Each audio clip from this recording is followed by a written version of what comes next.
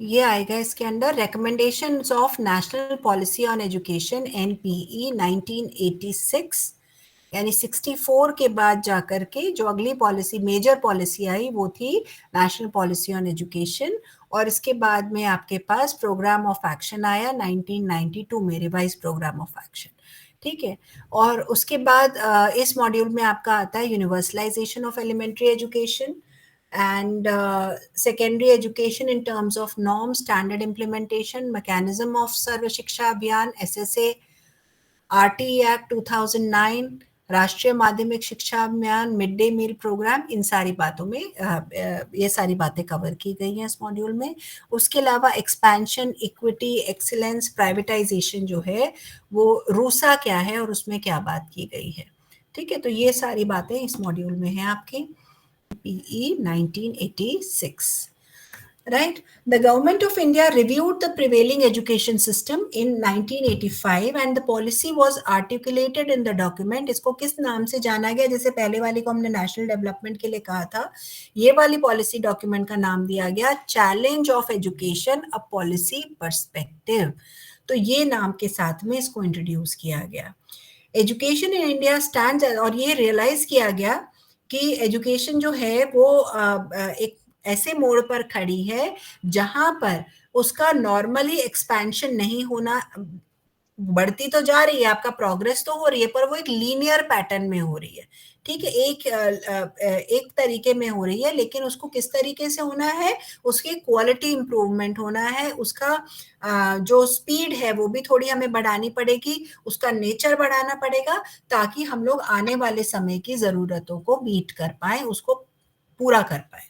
Right, तो जिस तरीके से जो एक्सपेंशन हो रहा है एजुकेशन का वो सफिशिएंट नहीं है, इस बात को रियलाइज किया गया और तब नेशनल पॉलिसी ऑफ एजुकेशन जो है उसको फ्रेम किया गया।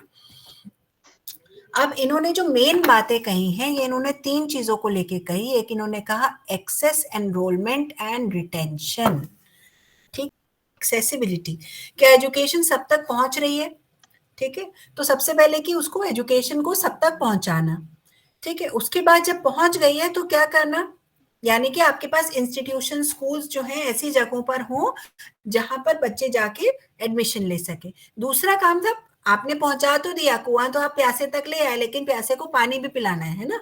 तो दूसरी चीज यानी बच्चों को स्कूल के अंदर ले जाना है, तो एनरोलमेंट, उनका एडमिशन, उनको स्कूल में दाखिला दिलवाना, तो ये दूसरी चीज जो बहुत इंपॉर्टेंट थी। अच्छा, एक बार बच्चा स्कूल में आ गया तो फिर वो वहां पे रहे इन द सेंस वो अपनी एजुकेशन कंप्लीट करे।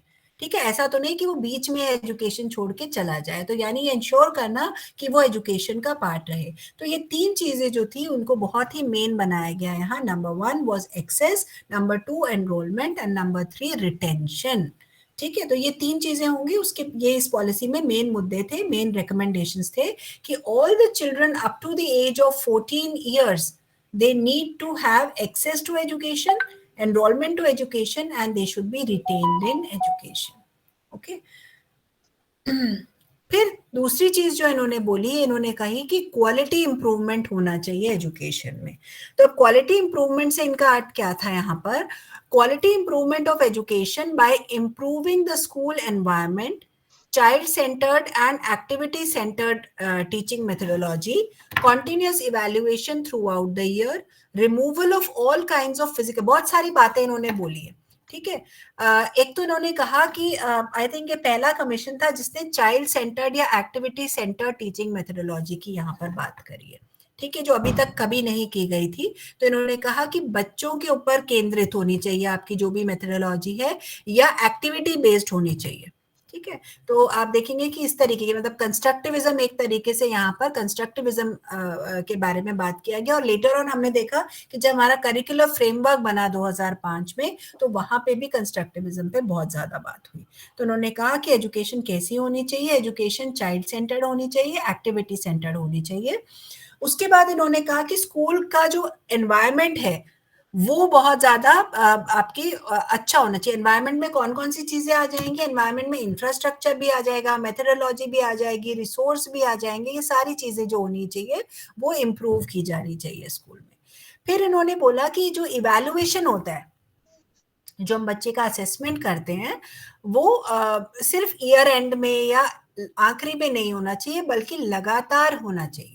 ठीक है, तो कॉन्टिन्यूस इवैल्यूएशन की बात हुई कि साल भर जब भी बच्चा पढ़ रहा है तो कॉन्टिन्यूसली उसका इवैल्यूएशन होना चाहिए, right.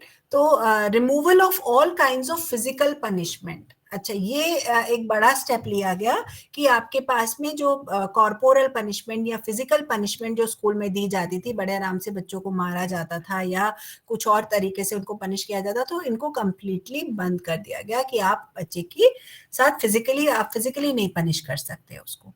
Continuing the practice of not failing the students, अब जब टेंशन नहीं करेंगे, मतलब आप बच्चे जो है वो स्कूल ना छोड़ के जाएं, क्योंकि फेल होंगे थोड़े टाइम बाद तो क्या होगा, अगर 1-2 साल बच्चा फेल हो जाएगा तो उसके बाद वो क्या करेगा, वो छोड़ देगा पढ़ाई को। तो इन्होंने क्या कहा कि हम उसको रिटेन करने के लिए, उसकी पढ़ाई कंप्लीट कराने के लिए एक सबसे अच्छी चीज है कि उसको फेल ना किया जाए, एलिमेंट्री लेवल तक उसको आगे पास करते जाया जाए। ठीक है, and arranging the essential facilities in the primary school, और प्राइमरी स्कूल में सब तरीके के फैसिलिटीज को प्रोवाइड किया जाए ताकि ज्यादा से ज्यादा बच्चे एडमिशन ले और वहां पर रहें अपनी पूरी एजुकेशन कंप्लीट होने तक। तो ये क्वालिटी इंप्रूवमेंट्स बताए गए जो इसने कमीशन ने बताए। Arranging non formal education for children who left the schools in between or are residing at places not having school, तो ऐसी भी जगह थी, ऐसे भी एरियाज थे जहां पर स्कूल नहीं खोले जा सकते थे। ठीक है, जो डिफिकल्ट टेरेन्स थे, जहाँ पे मुश्किल था किसी स्कूल का सेटअप कर पाना, इन जगहों पर, और उन बच्चों के लिए जो कि किसी भी कारणवश पढ़ाई पूरी नहीं कर पा रहे हैं, उनको स्कूल छोड़ना पड़ रहा है, उनकी घर की परिस्थितियां जो भी है, तो वहां पे उनके लिए नॉन फॉर्मल एजुकेशन जो थी वो इंट्रोड्यूस की गई। ठीक है, नॉन फॉर्मल एजुकेशन आप सब समझते हैं। एक और बड़ी इंपॉर्टेंट चीज यहाँ पर की गई, यहाँ पर नवोदय विद्यालय सेटअप किए गए। तो setting up of Navodaya Vidyalayas was another landmark in the history of education. आपको पता है क्यों सेटअप किए जाते नवोदय विद्यालय का मेन एम क्या है? भाई जिन मतलब पढ़ने में वो बहुत ही अच्छे हैं, ठीक है, लेकिन उनको अपॉर्चुनिटीज नहीं मिल रही हैं, ठीक है, किसी भी कारण, फाइनेंशियल इश्यूज हैं या कोई और भी इश्यूज हैं, तो उनको अपॉर्चुनिटीज नहीं मिल रही है। इन बच्चों के लिए नवोदय विद्यालय जो थे वो सेटअप किए गए, राइट। तो setting up of Navodaya Vidyalaya was another important thing that happened during this time. Primary schools भी opened in remote areas. तो जितने भी रिमोट एरियाज हैं वहां पर हमारे प्राइमरी स्कूल जो हैं वो खुलने चाहिए। ठीक है, चाहे वो आपके ट्राइबल रीजन्स हैं, ठीक है, तो यहाँ पर रेजिडेंशियल स्कूल खुलने चाहिए। तो इस तरीके की जगहों पर भी आपके स्कूल जो हैं वो खोले खोले यानी ज्यादा से ज्यादा स्कूल खोले जाने चाहिए ताकि लोगों के पास एक्सेसिबिलिटी हो सके एजुकेशन की। The policy emphasised on inclusion of motor handicapped, अब means that is related to your muscular development या फिजिकल स्किल्स। ठीक है, तो हमारे हाथ पैर, ठीक है, ये सारी चीजें जो है ये किसके अंडर आ जाती है, आपकी मोटर डेवलपमेंट के अंदर। तो वो लोग जो कि मोटर, उन्होंने बाकी अभी बाकी हैंडीकैप्ड की बात नहीं करी, बाकी स्पेशली एबल्ड चिल्ड्रन की बात नहीं करी, और आप देखेंगे कि term handicapped has been used, ठीक है, which we don't use nowadays. आजकल हम हैंडीकैप्ड शब्द का इस्तेमाल नहीं करते हैं, है ना, स्पेशली एबल्ड, है ना, तो इन शब्दों का हम इस्तेमाल करते हैं। तो लेकिन उस समय पे ये पहली बार ये इंक्लूजन की बात एक फॉर्म में शुरू की गई, तो उन्होंने मोटर हैंडीकैप नाम से इसको बोला और उनका कि इनको भी मेन स्ट्रीम एजुकेशन का पार्ट बनाया जाए। ठीक है, यानी वो बच्चे जो जिनको किसी भी प्रकार का मोटर स्किल्स का इशू है वो भी आपके जो है वो रेगुलर स्कूल्स में बच्चों के साथ में पढ़े। ठीक है, नॉर्मल स्कूल्स एंड अरेंजमेंट, और स्पेशल स्कूल्स जो होंगे वो बाकी तरीके के जो हैंडीकैप थे उनके लिए स्पेशल स्कूल्स का अरेंजमेंट किया जाए। ठीक है, फिर इन्होंने कहा NP 1986 proposed a national system of education based on the accepted structure of 10। तो एक्सेप्टेड स्ट्रक्चर ऑलरेडी हमारा पिछली वाली स्कीम ने दे दिया था, तो इन्होंने भी national system of education 10+2+3 scheme के ऊपर ही बनाया, यानी इन्होंने अलग से कोई पैटर्न इजाद नहीं किया। It suggested that +2 stage may be accepted as a part of school education throughout the country. यानी आपके पास 11th और 12th क्लास है वो यूनिवर्सिटी या कॉलेज का पार्ट ना हो, जो कि बहुत टाइम तक पहले कॉलेज का पार्ट मानी जाती थी, उसको अभी स्कूल का ही पार्ट माना जाए, वो कॉलेज में एजुकेशन प्राप्त ना हो वो लेवल के बच्चों, right. So it should be a part of the school education in the country. The policy had some important features like common school curriculum. ये एक बहुत ही बड़ी इन्होंने कुछ बातें थी जो उन्होंने करिकुलम को लेके कही कि स्कूल का करिकुलम कॉमन होना चाहिए, यानी कि ऐसा ना हो कि लोग अलग अलग जगह से स्टेट से पढ़ रहे हैं या, तो हमारे पास एक नेशनल करिकुलम होना चाहिए जिसको पूरे देश में बच्चा कहीं भी पढ़ रहा हो तो एक कॉमन स्ट्रक्चर जो है वो फॉलो किया जाए, कॉमन करिकुलम जो है वो फॉलो किया जाए, जिसमें थोड़े बहुत मॉडिफिकेशंस हो सकते हैं as per the local needs, लेकिन बेसिक करिकुलम जो है वो सेम होगा. दूसरा उन्होंने बोला कि minimum levels of learning define किए. आपने अगर पता नहीं कभी देखे अपने सब्जेक्ट के लिए MLNs, आजकल चेंज हो गया है वो सारा चीजें, फाउंडेशनल लर्निंग वो आ गए हैं लेवल्स आपके पास, लेकिन उस समय पे डिफाइन किए गए मिनिमम कि कम से कम बच्चों को इतना आना चाहिए, that is minimum level of learning, कि कम से कम एक बेसिक स्टैंडर्ड तय कर दिया गया कि बच्चों को कम से कम इतनी जो है वो इतना ज्ञान इतना नॉलेज होना चाहिए अगर वो इतनी पढ़ाई कर चुके हैं तो. ठीक है, तो सिर्फ ये नहीं कि बच्चा स्कूल में जा रहा है और पढ़ के आ रहा है, तो बेसिकली वो इतना कम से कम पढ़ाई लिखाई का उसको इतना फायदा होना चाहिए कि उसके पास इतना ज्ञान आ जाए. मिनिमम लेवल्स डिफाइन कर दिए गए, राइट. दूसरा इन्होंने कहा equal minimum levels of learning, value education पे भी इन्होंने करिकुलम में बात करी. फिर जो एक इन्होंने इंपॉर्टेंट बात उठाई वो थी एजुकेशन टेक्नोलॉजी की. आप देखेंगे पिछले कमीशन ने साइंटिफिक टेम्परामेंट की बात करी थी कि आपका साइंटिफिक एटीट्यूड डेवलप करना है बच्चों पे. इन्होंने जो बात करी है, इन्होंने बोला कि मीडिया और एजुकेशन टेक्नोलॉजी, क्योंकि वो एक समय था जबकि टेक्नोलॉजिकल एडवांसमेंट थे, टीवी आ गया था, कंप्यूटर आ गया था हिंदुस्तान में, तो उन्होंने बोला कि रोल ऑफ मीडिया और एजुकेशन टेक्नोलॉजी भी आपका इंटीग्रल पार्ट होना चाहिए करिकुलम का, यानी टेक्नोलॉजी को इंट्रोड्यूस किया गया आपके पढ़ाई के साथ. फिर work experience as it is include किया गया. emphasis on teaching of mathematics and science, sports and physical education, इनको भी बराबर का स्थान मिलना चाहिए एजुकेशन में.